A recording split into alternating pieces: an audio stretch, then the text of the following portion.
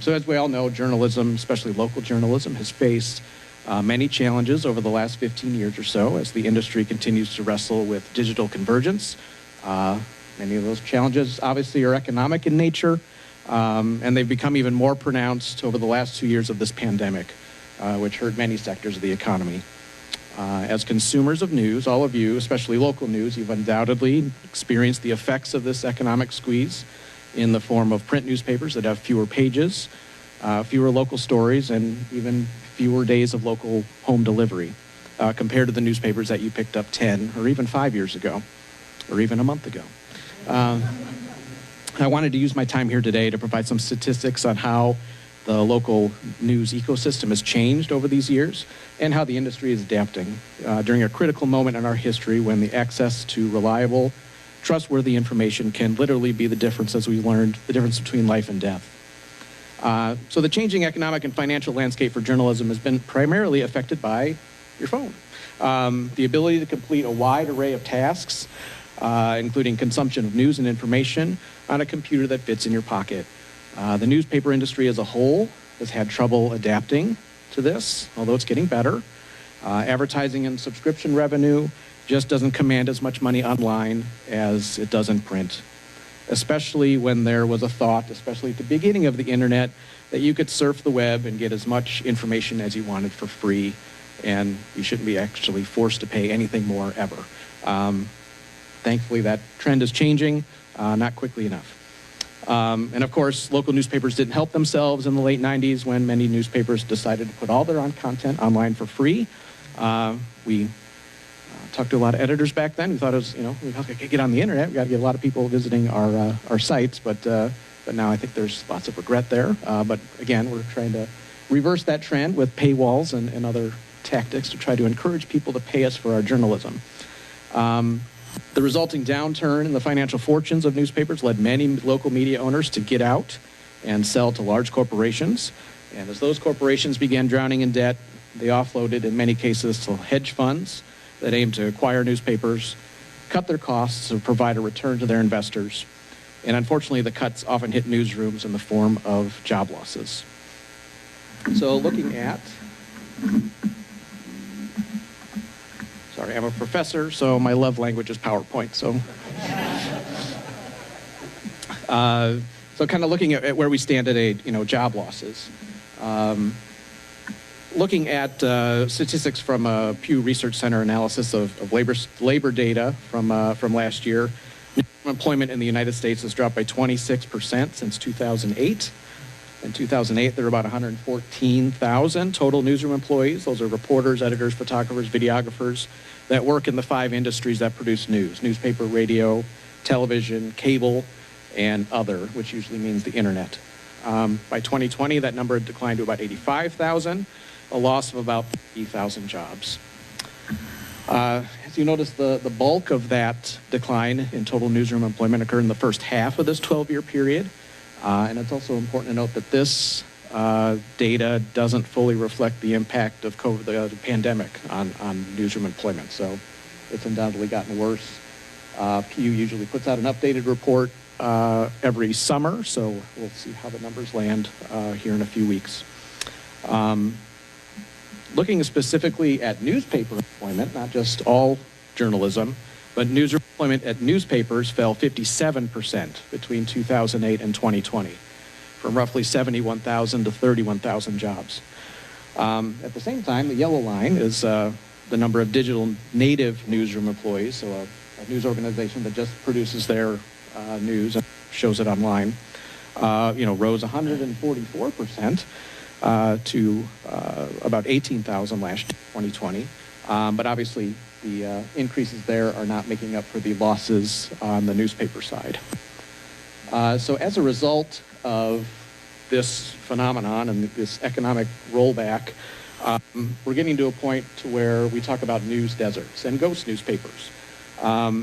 There's a former journalist, member at Northwestern, named Penny Abernathy, who has spent many years studying this notion of news deserts. We've all heard about food deserts, which are places that within a community that don't have easy access to a full-service grocery store. They can't get fresh produce or fresh meat. Maybe they just have a Dollar General that's easy for them to get to. It's a food desert. Same concept for news. The idea is that all residents in a community need access to critical information to make wise decisions that will affect the quality of their lives. Due to the loss of journalists and the news outlets they work for, these become news deserts, which Abernathy defines as a community, either rural or urban, where residents have very limited access to the sort of credible and comprehensive news and information that feed democracy at the grassroots level.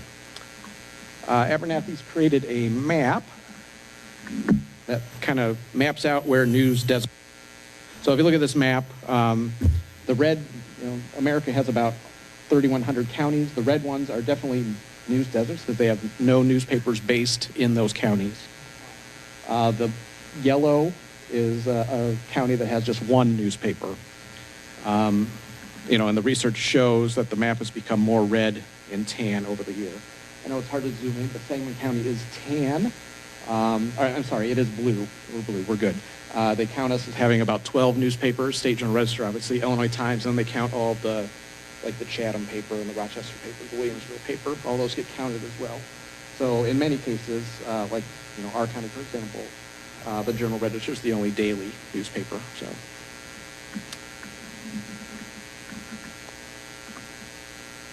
So a few stats to look at that is, Abernathy in 2004,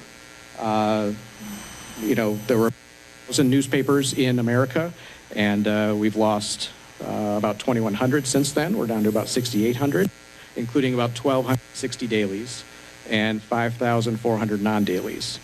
As that map showed, the red counties, there's more than 200 of them out of 3,100 counties in America. No newspaper sources for credible information. And half of the counties on that map have just one newspaper, and 2/3 of those counties don't even have a daily newspaper. All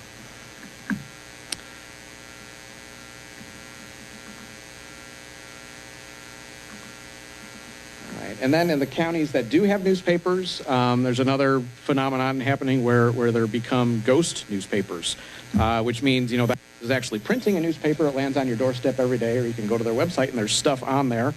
But there isn't enough local journalists working at that newsroom to provide adequate coverage of local news.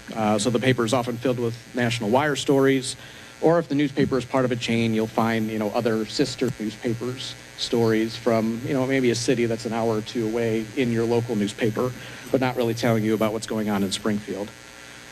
In general, this ghosting has occurred among the nation's dailies and larger weeklies. Research estimates that 1,000 to 1,500 of the remaining newspapers have lost significantly more than half of their newsroom staff since 2004, which puts them in the ghost category. And just another wrinkle that speaks to the magnitude of how much local news has been diminished over the recent years. And more concerning, I think, is that the communities where these ghost newspapers or no newspapers often exist are in poor and or isolated communities. So the lack of reliable and credible information about those communities only exacerbates the economic problems happening in those areas.